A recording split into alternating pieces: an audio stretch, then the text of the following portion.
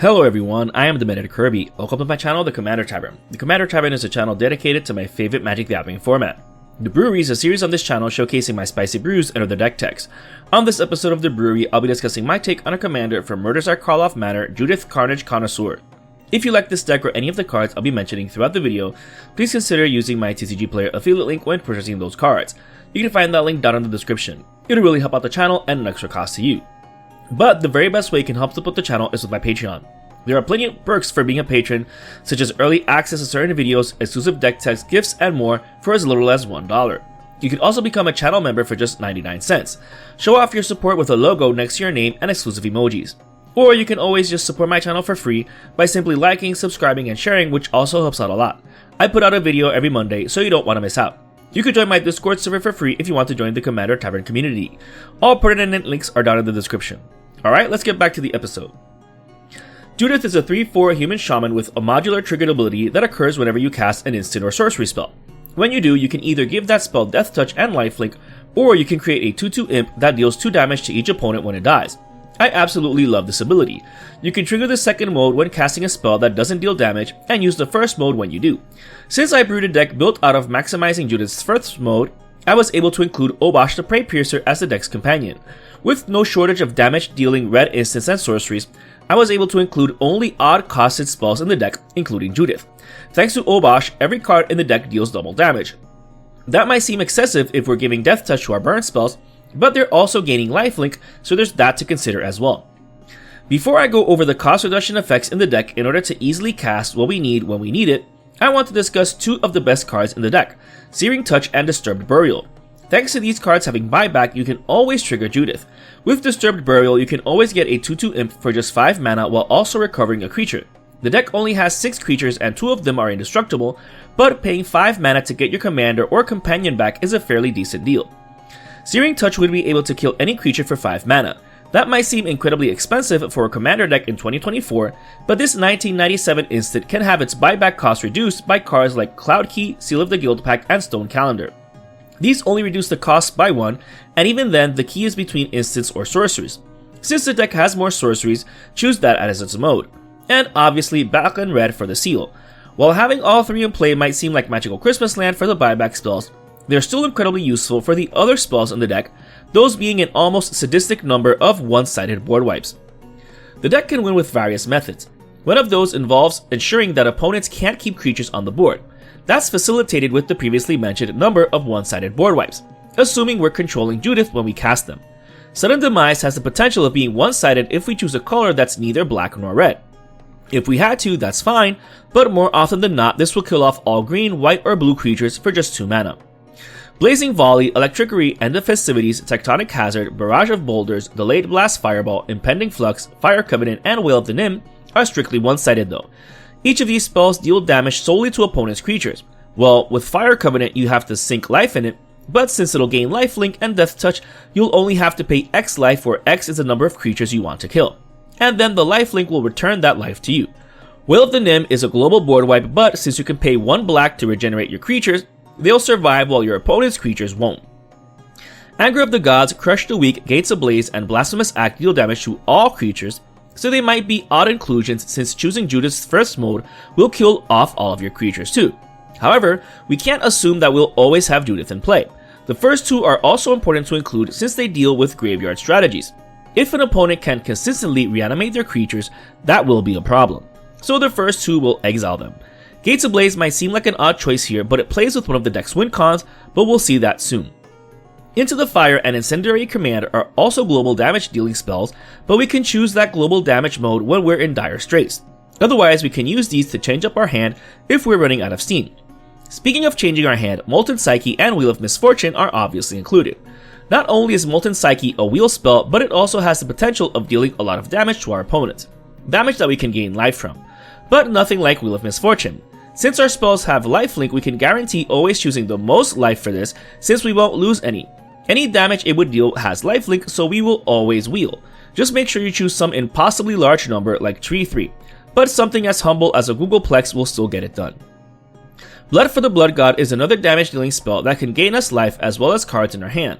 If we manage to wipe the board before casting it, it'll cost 8 mana less to cast, so we could wipe the board with a 1 mana one-sided board wipe, and then draw 8 new cards plus deal 8 damage to each opponent, gaining us 24 life in the process. So good. Subterranean Tremors and Star of Extinction are 2 more global damage spells that do something else.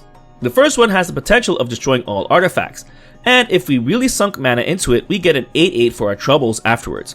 Star of Extinction can destroy a land, but more importantly, deals 20 damage to the entire board.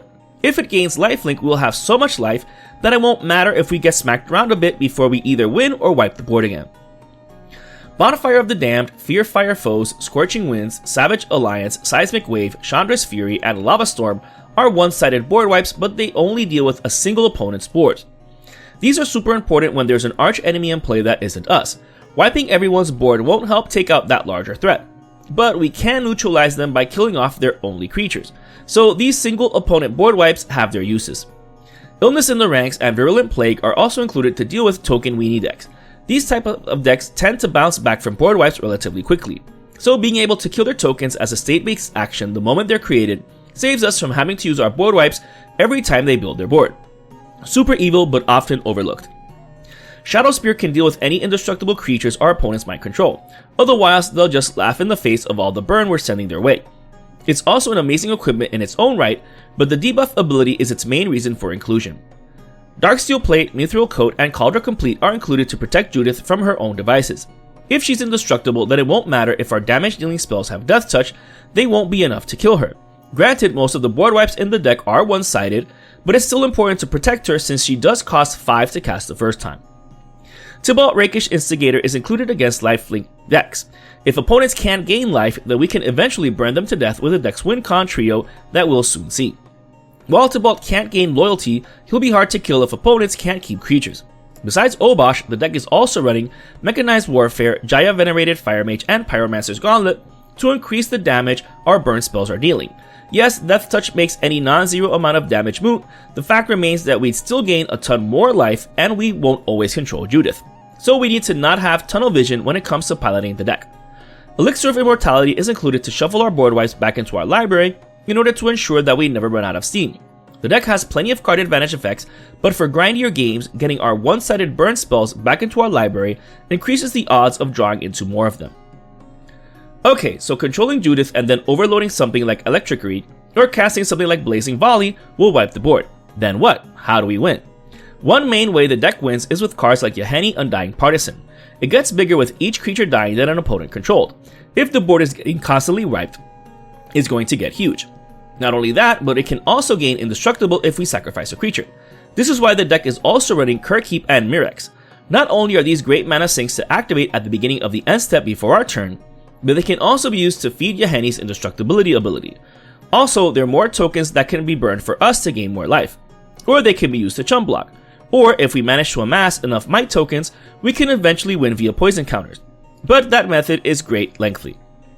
Repercussion is another win con. While Repercussion is a global effect and will also deal damage to us, if our instants and sorcery spells have lifelink, we'll be at a net gain whenever the trigger resolves. However, our opponents will be taking tons of damage as well as their creatures dying. And if they have no creatures, we could just swig in with Judith or any other creature we have. If not, Forbidden Orchard can give an opponent a creature each time we tap it. This land is amazing here. It enters untapped, can tap for any color, and gives an opponent a creature to die that will gain us life or lose them life thanks to Repercussion. Brash Taunter and Stuffy Doll are one-sided Repercussion effects. Whenever they receive damage, we can deal that much damage to any opponent's face. And they're indestructible. Stuffy Doll is the only one that can't choose a target, but that's fine. What matters is having these in play when casting something like Star of Extinction or Blasphemous Act. Lastly, one way we win the game is thanks to Maze's End. If you remember from earlier, I mentioned Gates Ablaze dealing non-zero damage. That's because this deck is able to run 10 gates with different names. Thanks to Maze's End, we can win the game with gates. If we're able to create a board state where opponents can't keep creatures, we might not have to deal 120 damage to win. We could just get 10 gates into play and win that way. How, you might ask? Here are all 10 gates.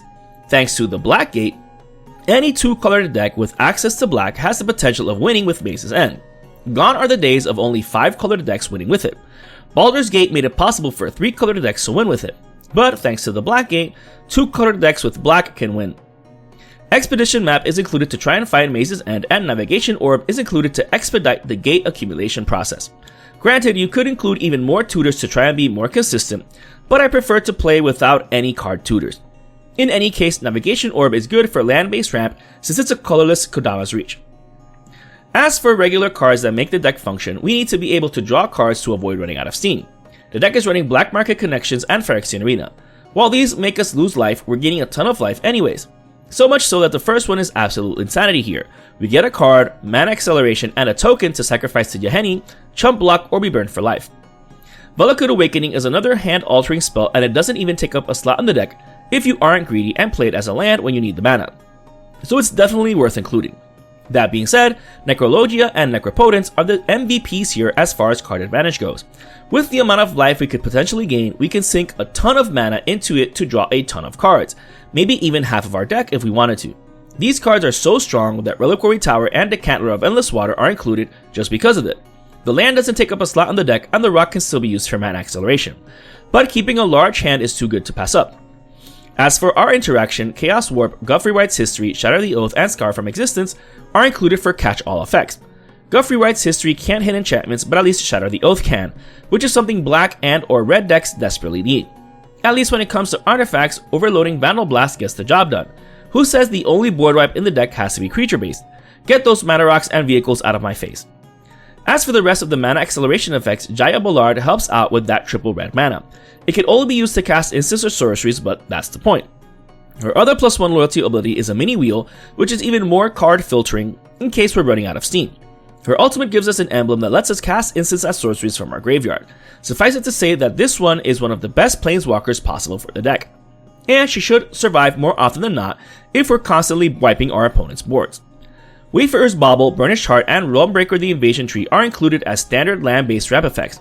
Realmbreaker is a bit mean since we're milling an opponent and stealing their lands, but Judith being a Carnage connoisseur means she's knowledgeable in all forms of pain. Milling to steal lands is but one of them. Apart from those already shown and mentioned, the rest of the deck is just the rest of the lands. It's running all 7 fetch lands, Blood Crypt, Smoldering Marsh, Canyon Slough, Raucous Theater, Sulphurous Mire, Geothermal Bog, Urborg Tomb of Yawgmoth, and Ancient Tomb, as well as 2 of each basic land for the basic land wrap effects in the deck. As with all of my deck techs, you can build your mana base according to your budget. Whether you include more expensive cards or even cheaper cards is up to you. You do you. This brew is just an idea of how to build around Judith, Carnage Connoisseur. Judith is yet another commander that makes the most of spells almost never used in the format. She turns 10-cent cards like Blazing Volley into 1 mana Plague Wind. That being said, she's no cookie cutter commander. There are multiple ways to build her. This was just what I came up with in order to make the most of her abilities, as well as being able to use Obosh as the companion. If you're interested in the deck list of this spicy brew of mine, you can find a link to it down in the description. I would like to thank all my patrons for supporting me, and a quick shout out to all my higher tier patrons, the brewers, for their patronage. I'd also like to thank anyone using my TCG Player affiliate link. That also helps out the channel. I also want to thank any channel members. Your membership is greatly appreciated. And to everyone, thanks for watching this episode of The Brewery on the Commander Tavern. I am Darren Kirby, and happy brewing.